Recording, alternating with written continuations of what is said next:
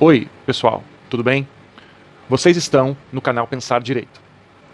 Hoje vamos pensar sobre um conto. Seu título é O Espelho de Machado de Assis. Então, não sai daí, roda a vinheta.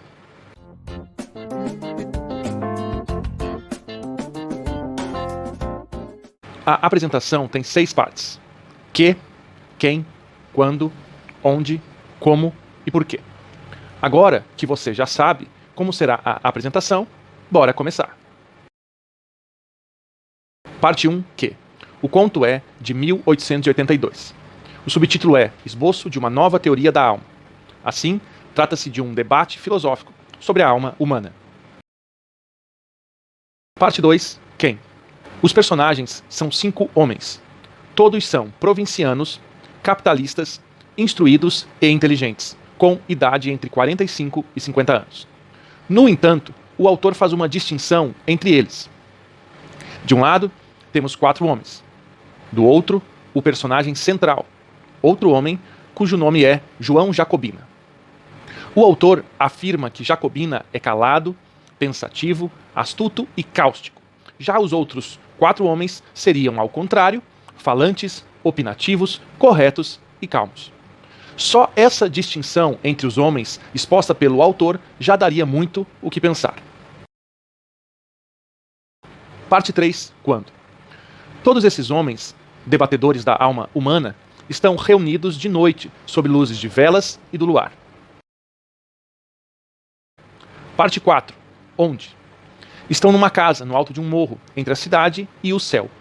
No decorrer do debate, Jacobina fará referência a outro sítio, no qual um relógio e um espelho serão fundamentais, como veremos em seguida. Parte 5, como. No começo, o debate era amigável, mesmo que não fosse possível chegar a um consenso. No momento em que Jacobina, sempre calado, expôs sua polêmica opinião, foi desafiado a prová-la. No começo de sua prova, causou espanto, mas também indiferença. Só quando todos ficaram curiosos sobre sua posição é que a polêmica se encerrou. Nesse momento, numa franca polêmica entre filosofia e mitologia, o autor afirma, abre aspas, Santa curiosidade, tu não és só a alma da civilização, és também o pomo da concórdia, fruta divina, de outro sabor que não aquele pomo da mitologia. Fecha aspas. Claramente aqui, o autor se refere à origem do filosofar, na curiosidade, que leva à passagem, na Grécia Antiga, da mitologia à filosofia. Parte 6, por quê? Nessa parte, vou explicar os 6 argumentos de Jacobina sobre sua teoria filosófica da alma humana. O primeiro argumento é o da diferença entre humanos e deuses. Os humanos debatem e discutem como animais bestas e selvagens, pois não sabem de nada, são imperfeitos e discordam em tudo. São, como o autor afirma, mulas que filosofam a vida. Os deuses, ao contrário, não debatem e não discutem, pois sabem tudo, são perfeitos e concordam em tudo. Eis a razão de Jacobina ficar calado, pois ele sabe dessa diferença. Nesse momento, ele é desafiado por outro homem a provar essa sua posição. O segundo argumento é o da diferença entre as 2 almas humanas. Uma alma olha de dentro para fora. Pode ser chamada de alma interior, própria, primitiva, imutável, eterna ou parte divina da alma humana. A outra alma olha de fora para dentro. Pode ser chamada de alma exterior, imprópria, social, mutável, temporal.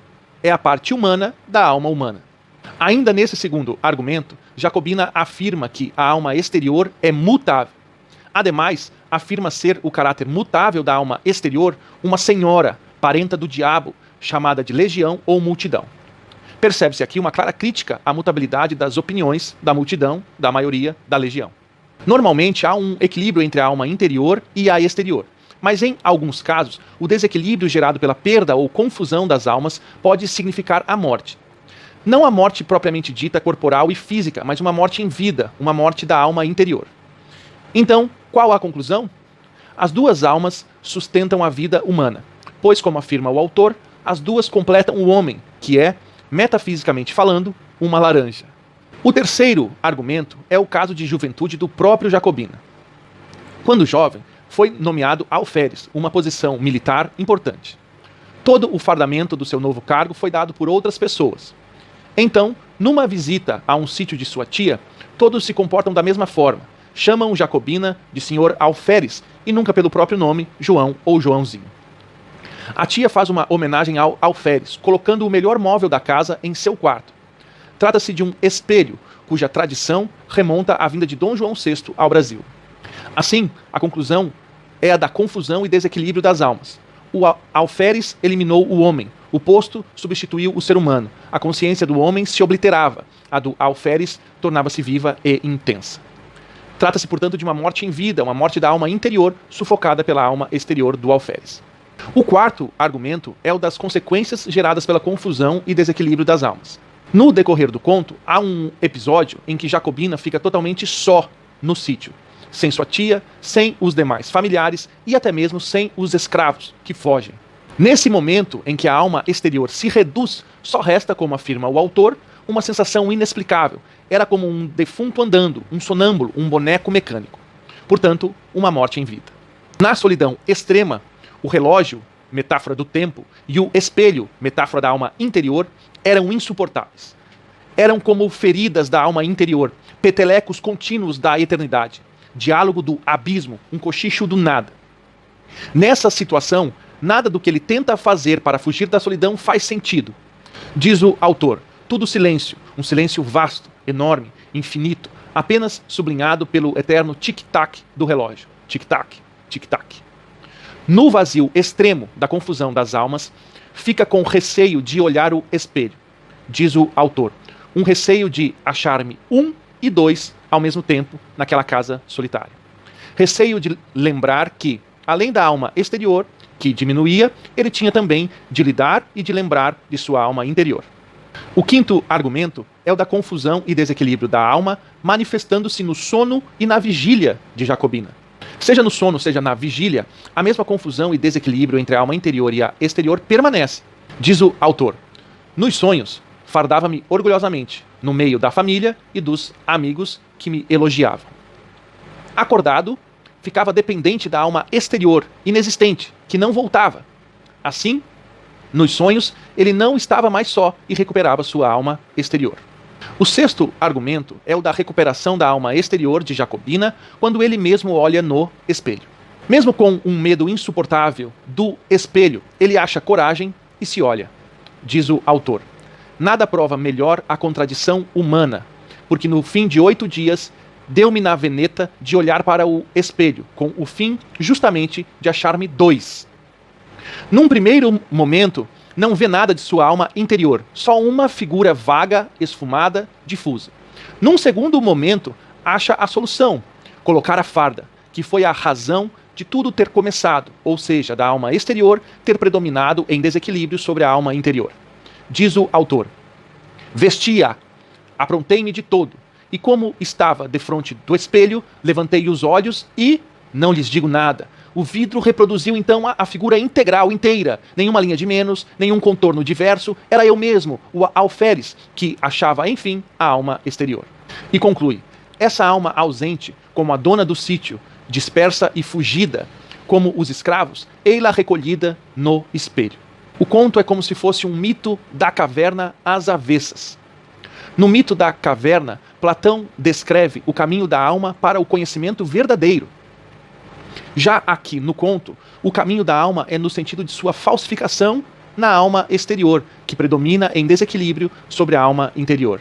Diz o autor, imaginai um homem que, pouco a pouco, emerge de um letargo, abre os olhos sem ver, depois começa a ver, distingue as pessoas dos objetos, mas não conhece individualmente uns nem outros. Enfim, sabe que este é fulano, aquele é cicrano, aqui está uma cadeira, ali um sofá. Tudo volta ao que era antes do sono.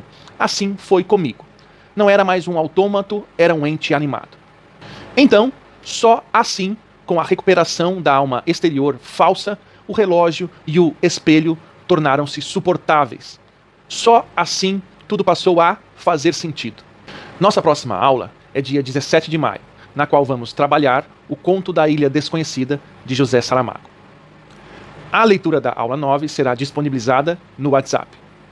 Não esquece de ir lá no blog e ver o trabalho 8. O link está aqui na descrição do vídeo. Você já sabe, responde o questionário, clica em ver sua nota, tira uma foto do resultado junto com a última pergunta e manda lá no nosso grupo. Ah, e se você aprendeu algo, curte o vídeo e cola no canal fazendo sua inscrição. Até breve e nos vemos nos próximos vídeos. Tchau, tchau.